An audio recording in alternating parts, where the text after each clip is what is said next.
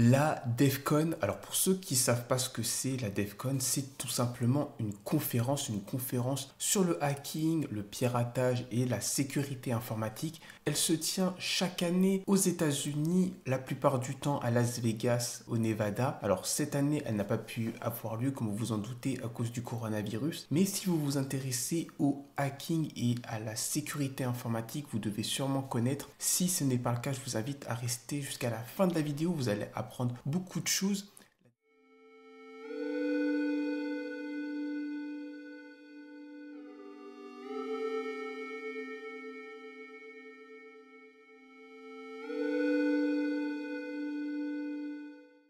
La première DevCon a eu lieu en juin 1993. Cette conférence a été créée par monsieur Jeff Moss. Les participants à la DevCon comprennent des professionnels de la sécurité informatique, des journalistes, des avocats et même des employés du gouvernement. Il peut y avoir aussi des étudiants et des pirates informatiques, vous vous en doutez.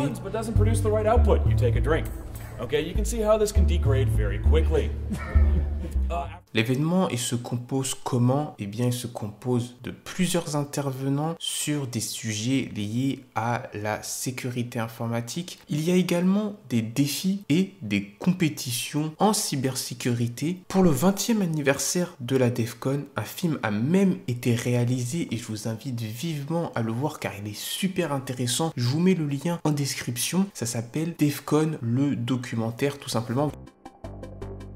I don't think people understand how much goes in to creating a show of this size.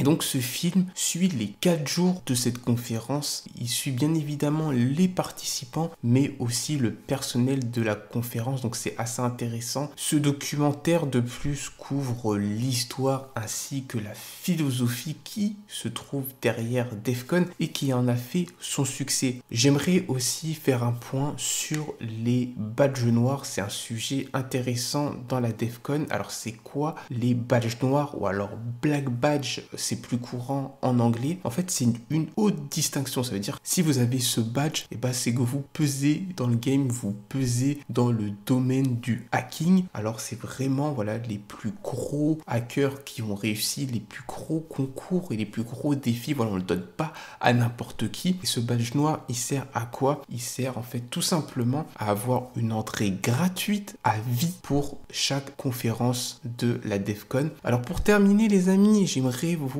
faire part de quelques petites anecdotes qui m'ont fait beaucoup sourire. Il y a eu quelques petits incidents dans certaines DevCon et les médias n'ont pas manqué de le souligner dans leurs articles, dans leurs journaux. Alors on va commencer par le premier. Ça s'est passé en 2009, donc la conférence DevCon de 2009. En fait, quelqu'un a posé un ATM dans le centre de la conférence et cet ATM capturait toutes les données, enfin un nombre important de données sur les pirates participants à la DevCon. Donc le gars au calme, il s'est dit, vas-y, je vais te poser mon matos là et tous les hackers, bah, je vais les hacker. Bon, voilà, donc c'est une petite anecdote qui m'a fait beaucoup sourire. Le gars, il s'est pas embêté. On peut noter aussi en 2005, le 31 juillet 2005 pour être précis, Cisco a utilisé des menaces légales pour empêcher McLean de présenter des failles qu'il avait trouvées dans le Cisco iOS utilisé sur les routeurs. Voilà, Cisco, ils étaient pas contents, ils se sont dit, lui, il va me faire perdre beaucoup d'argent, t'as pas intérêt à dévoiler n'importe quelle faille. Et je vais vous en citer un dernier également qui m'a fait sourire. Alors celui-là, voilà, ça remonte encore plus,